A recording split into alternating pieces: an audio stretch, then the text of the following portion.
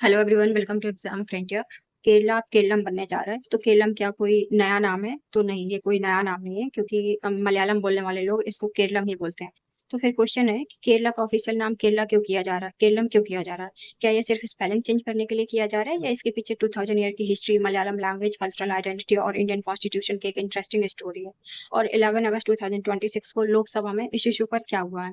Right. So today in this video we will understand the complete story from Kerala to Kerala.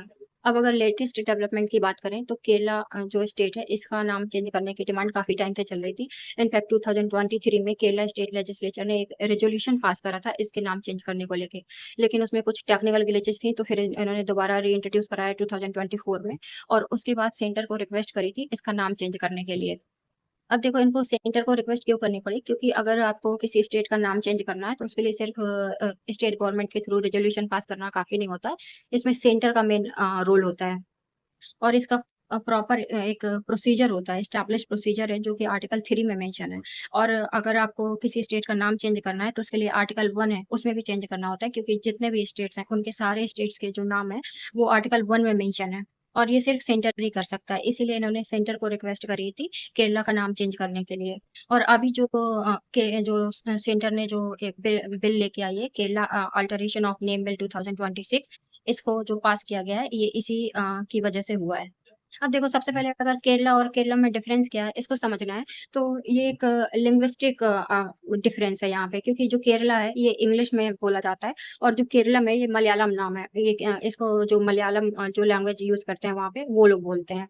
क्योंकि जब state reorganisation 1956 में हुआ था, तो जब ये केरला बना था, तो ये भी लिंग्विस्टिक बेसिस पे बना था। और अभी जो ऑब्जेक्टिव जो प्रपोजल लेके आया गया है स्टेट लेजिस्लेचर में केरला के, वहाँ पे भी यही आर्गुमेंट दिया गया है, क्योंकि कि जो केरला का फॉर्मेशन है वो तो ऑलरेडी लिंग्विस्टिक बेसिस पे ही हुआ था। तो हमारा जो नाम है वो भी लिंग्विस्टिक बेसिस पे होना चाहिए, और वो केरला ने केरलम है। अब देखो, केरलम नाम इतना सिग्निफिकेंट क्यों है? तो सबसे पहले तो इसकी लिंग्विस्टिक आइडेंटिटी है। जैसे Keralam is the authentic name used in everyday Malayalam language. तो जो वहाँ के जो लोग हैं ऑलरेडी इसको यूज कर रहे हैं, तो ये उसको लिंग्विस्टिक आइडेंटिटी देता है। दूसरा है यहाँ की कल्चरल हेरिटेज। जैसे मलयालम कल्चर हो गया, लीगेसी हो गई, सोशल लिटरेसी ट्रेडिशन हो गए, स्टेट आइडेंटिटी हो गई, इन सबको केरलम रिप्रेजेंट करता है, राइट। उसके बाद हिस्टोरिकल लिंकेज हो गया, जैसे एंशियंट चेरा डायनेस्टी है, classical south Indian historical name है। तो इनसे जो अभी हम लोग आगे देखेंगे कि इनसे जो मिलते जुलते नाम है ये केरलम से मिल रहे हैं, तो यहाँ पे एक हिस्टोरिकल लिंकेज भी देता है ये नाम। उसके बाद अगर जो ये नाम है केरलम, इसका एंशियंट रेफरेंसेस देखें इसके लिए, या इसके हिस्टोरिकल बेसिस देखें, तो सबसे पहले अशोका का रॉक एडिक्ट है 3rd सेंचुरी बीसी का। इसमें अशोका को केरला पुत्र बोला गया है। और इससे जो ये इंस्क्रिप्शन है ये भी डेमोन्स्ट्रेट करता है कि 2200 साल पहले कहीं ना कहीं एक ऐसा जो सिमिलर नाम है वो एग्जिस्ट करता था, राइट। उसके बाद जो बाकी थ्योरीज हैं, जैसे चेरा थ्योरी हो गया, तो इसमें जैसे चेरम हो गया, चेरलम हो गया, ये इस तरह के जो लिंग्विस्टिक नाम है ये मिलते जुलते नाम है, जैसे और इसी से हो गया केरलम हो गया। तो कुछ लोग ये भी आर्ग्यूमेंट देते हैं कि एक हिस्टोरिकल या लिंग्विस्टिक बेसिस इसको माना जा सकता है, क्योंकि ये सारे मिलते जुलते नाम है।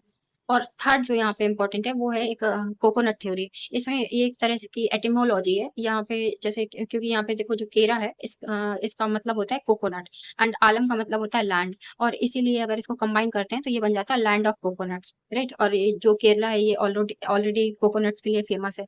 तो यहाँ पे एक ये भी रेफरेंस दिया जाता है कि इसलिए भी इसका जो नाम है वो केरलम होना चाहिए। अब उसके बाद देखो, 1920s की बात करें तो 1920s में एक मूवमेंट शुरू हुआ था आजादी से पहले, एक क्या केरला मूवमेंट। और इस मूवमेंट का जो मेन एम था वो था कि जितने भी मलयाली स्पीकिंग रीजन्स हैं उनको कंबाइन किया जाए, क्योंकि देखो उस टाइम पे केरला था वो डिफरेंट टेरिटरीज में एक तरह से या एडमिनिस्ट्रेटिव यूनिट्स में बटा हुआ था। और उसमें जो मेन थे उसमें था मालाबार, ट्रवनकोर और कोचिन। इन तीन में ये डिवाइडेड था। तो वहाँ के जो लोग थे इनका और इस मूवमेंट का ये मेन मकसद था कि इन इन तीनों स्टेट्स को एक किया जाए, और लिंग्विस्टिक बेसिस पे इनको यूनाइट करके एक पूरा प्रॉपर रीजन बनाया जाए।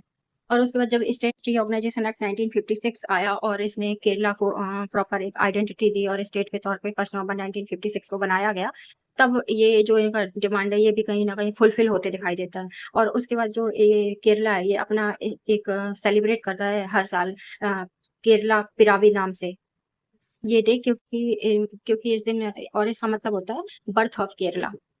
अब उसके बाद देखो जब भी हमें स्टेट का नाम चेंज करना होता है तो एज़ वी हैव सीन कि इसका पूरा एस्टेब्लिश्ड प्रोसीजर होता है और ये अंडर आर्टिकल 3 के अंडर में ये पूरा कंप्लीट होता है। तो सबसे पहले अगर इसको देखें कि इसका क्या प्रोसीजर है और जैसे स्टेट रेज़ोल्यूशन पास हो गया स्टेट असेंबली में, फिर उसके बाद क्या होता है, तो ये उसके बाद अपना रिक्वेस्ट भेजेंगे होम मिनिस्ट्री को नाम चेंज करने के लिए और होम मिनिस्ट्री इसको नो ऑब्जेक्शन सर्टिफिकेट के बेसिस पे इसको क्लीयरेंस देती है। क्योंकि अगर आपको किसी स्टेट का नाम चेंज करना होता है तो उसके लिए बहुत सारे जो एजेंसीज़ हैं वो इसके लिए पहले इन्वेस्टिगेट करती हैं। जैसे सर्वे ऑफ इंडिया हो गया, पोस्ट हो गया, railway, registrar general, law ministry and even security agencies भी। जब इसको एनओसी दे देती हैं, उसके बाद जो होम मिनिस्ट्री है इसको क्लीयरेंस देती है और ये नाम इसके लिए अगर नाम चेंज करना है तो इसके लिए बिल लेके आएगी।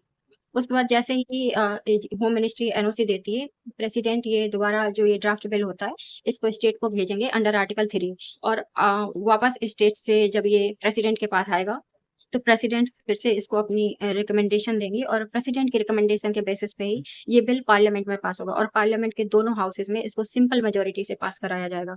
उसके बाद जब ये बिल दोनों हाउसेज में पास हो जाएगा, तो फिर इसको प्रेसिडेंट साइन करेंगी और उसके बाद फाइनली ये एक्ट बनेगा और उसके बाद इसको गेजेटेड में इसको पब्लिश करा जाएगा और देन ये जो केरला का जैसे यहाँ पे एग्जाम्पल लिया जा रहा है, केरला का ऑफिशियल नाम केरला हो जाएगा। तो अभी हम लोग बोल तो सकते हैं कि जो अभी बिल पास हुआ है लोकसभा में, इस इससे से अभी केरला ऑफ़िशियली केरलम नहीं बना है या इसका नाम चेंज नहीं हुआ है। अभी इसके लिए प्रोसीजर बाकी है। जैसे अभी ये राज्यसभा में जाएगा, वहाँ पे भी इसको सिंपल मेजॉरिटी से पास होना होगा। उसके बाद प्रेसिडेंट इसको साइन करेंगी या अपनी एसेंट देंगी और नेक्स्ट इसको पब्लिश किया जाएगा। जब ये प्रेसिडेंट के साइन के बाद ये एक्ट बन जाएगा, इसको पब्लिश किया जाएगा एंड इसके बाद फर्स्ट शेड्यूल में भी चेंज हो जाएगा और उसके बाद जब ये ऑफ़िशियली अमेंडेड हो जाएगा, तब ये केरला इसका नाम चेंज हो जाएगा एंड ये फाइनली केरलम बन जाएगा। तो अभी इसका पूरा जो कॉन्स्टिट्यूशन प्रोसीजर है वो कंप्लीट नहीं हुआ है। अब देखो जब भी किसी स्टेट का नाम चेंज किया जाता है तो इसके खिलाफ बहुत सारे लोगों के आर्गुमेंट होते हैं एंड इसके फेवर में भी बहुत सारे लोगों के आर्गुमेंट होते हैं। लाइक अगर इसके फेवर में बात करें तो इसमें सबसे पहले तो कॉन्स्टिट्यूशनल एंट्री कि ऑफिशियल नेम है फर्स्ट शेड्यूल में क्योंकि केरला मेंशन था और वो जो स्टेट है वो लिंग्विस्टिक बेसिस पे बना था, तो उसका जो नाम है वो भी लिंग्विस्टिक बेसिस पे होना चाहिए, इसलिए कॉन्स्टिट्यूशन में इसका नाम का मेंशन होना जरूरी है। दूसरा है गवर्नमेंट रिकॉर्ड, क्योंकि साइन बोर्ड हो गया, ऑफिशियल स्टेशनरी हो गया, गैजेट नोटिफिकेशन हो गया, जहाँ पे भी होगा वहाँ पे अगर कॉन्स्टिट्यूशन में केरला मेंशन है तो वहाँ पे केरला ही मेंशन किया जाएगा, राइट? तो अगर अब चेंज किया जा रहा है तो अब ये हर जगह जो भी गवर्नमेंट रिकॉर्ड्स होंगे उसमें भी इसको केरला मेंशन किया जाएगा, ना कि केरला। थर्ड है इसका ऑफिशियल डेटाबेसेस, इस सेंट्रल के जितने और स्टेट डिजिटल पोर्टल्स हैं और जो भी लीगल डॉक्यूमेंट्स हैं उनमें भी यहाँ पे केरला मेंशन किया जाएगा। तो ये तो इससे बदलने वाला है और इसके जो फेवर में आर्गुमेंट है वो भी ये है कि अगर आपका लिंग्विस्टिक बेसिस पे स्टेट बना है तो आपका जो नाम है वो भी लिंग्विस्टिक बेसिस पे होना चाहिए। और इसके अगेंस्ट में जो आर्गुमेंट है उसमें है कि ऐसा तो है नहीं कि नाम चेंज करने से उसका लैंड एरिया चेंज हो रहा है या बॉर्डर चेंज हो रहा है या कैपिटल सिटी जैसे इसकी तिरुवनंतपुरम है वो चेंज हो रही है या इसके जो 14 डिस्ट्रिक्ट्स हैं उसमें कोई चेंज आ रहा है, तो इसकी एडमिनिस्ट्रेटिव यूनिट्स भी सेम है, इसकी टेरिटोरियल बाउंड्रीज भी सेम है। इनफैक्ट इसका जो कॉन्स्टिट्यूशनल स्टेटस है जैसे federal status, powers, governance structure ये सब कुछ सेम रहने वाला है। तो जो लोग इसके अगेंस्ट रहते हैं वो ये सारे जो पॉइंट है वो देते हैं कि इसको चेंज करने से ज्यादा कुछ चेंज नहीं होने वाला है। अब देखो अगर प्रीवियस जो नाम चेंज है उनकी बात करा जाए कि क्या पहले भी ऐसा हुआ है, तो देखो बहुत सारे जो स्टेट हैं उनके नाम चेंज किए गए हैं।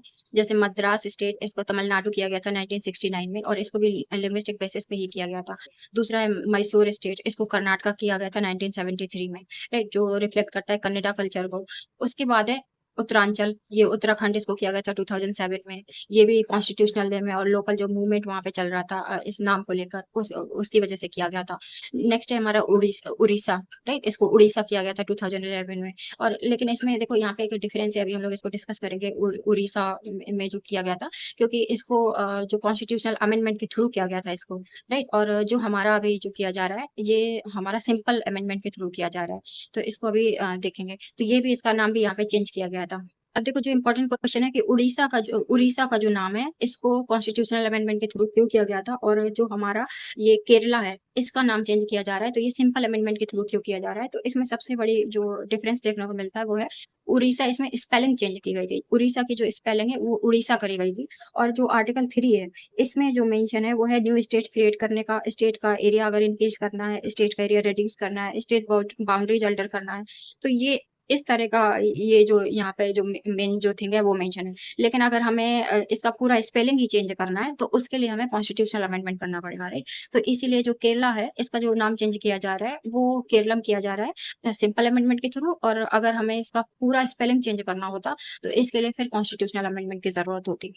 ओके, तो अगर हमें फाइनल पूरी कॉन्स्टिट्यूशनल प्रोसेस को रिकैप करना हो, तो सबसे पहले जो स्टेट लेजिस्लेचर है वो रेज़ोल्यूशन लेके आएगा, सेंटर को रिक्वेस्ट भेजेगा, यूनियन गवर्नमेंट जो प्रपोज़ल है उसको एग्ज़ामिन करती है, आर्टिकल 3 के अंडर वो बिल इंट्रोड्यूस करवाया जाता है।